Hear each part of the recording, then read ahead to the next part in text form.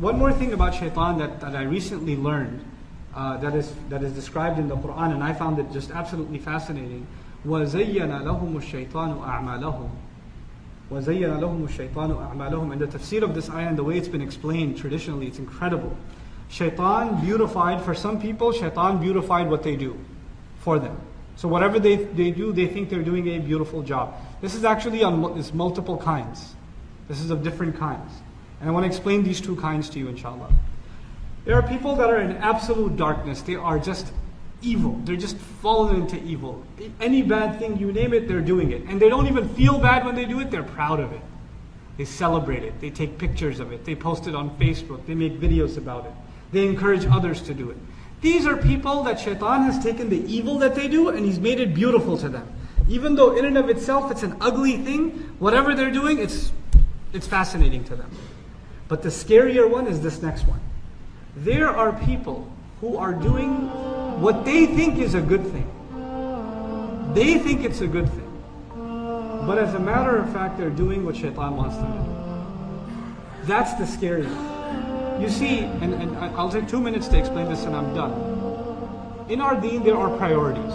One way to think about this, in our deen, there are priorities. There are things that you absolutely must not do, they are haram. There are things that you absolutely must do, they are fard on you. And then there are additional things that you should do if you have opportunity. But if you don't get to do them, you're not in trouble. It's good if you do them, but you're not in trouble if you don't do them. You understand what I'm saying to you? Okay. For some people, shaitan comes to them and says, do this extra stuff. Do this extra stuff.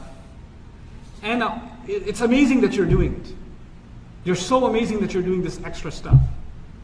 Especially in Ramadan, this is one of the waswasas of shaitan, the confusion he starts you off on before Ramadan and it lasts inside Ramadan. That's why we should say, A'udhu billahi minash shaitanir rajeem. I'll tell you, there are people who are not even praying Fajr, but they're regular in Taraweeh. They're regular in Taraweeh. And to them, that's really important. And there are going to be people that are going to flood the masajid for Eid prayer. They're going to flood it for Eid prayer. Why? Because for them, what is the thing that you must do?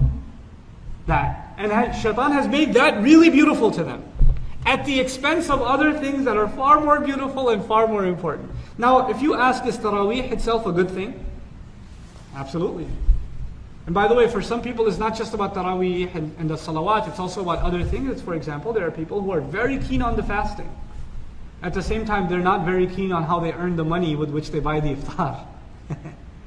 Right? So there's one thing that's been beautified at the expense of something else. How you make your money is not a big deal. So what shaitan does is he takes one aspect of our deen and he makes it beautiful to us so we can put all our attention on that and forget about all the other things that our deen wants us to do that are very important too.